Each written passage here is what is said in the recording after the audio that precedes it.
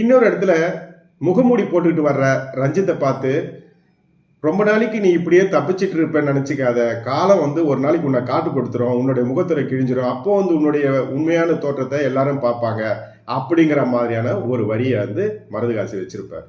போடும் பொய்த்திரையை கிழித்து விடும் காலம் புரியும் அப்போது மெய்யான கோலம். அதே மாதிரி போலி சாமியார்களை பற்றியும் அறிவை நம்பணும் அப்படிங்கறத பத்தியும் மக்களை எதுக்காக இப்படி ஏமாத்திட்டு இருக்கிறீங்க அப்படிங்கிற மாதிரிலாம் அந்த பாடல்ல அருமையான கருத்துக்களை உள்வச்சு கவிஞர் மருதகாசி சிறப்பா எழுதியிருப்பார் அந்த பாடலை. இந்த பாட்டை எழுதுறதுக்கு 4-5 கவிஞர்கள்கிட்ட வாய்ப்பு கொடுத்துருக்குறாங்க. அதுல எழுதின எந்த பாட்டுமே எம்எஸ்விக்கும் பிடிக்கல, எம்ஜிஆருக்கும் பிடிக்கல. அந்த காலகட்டத்துல மருதகாசி தான்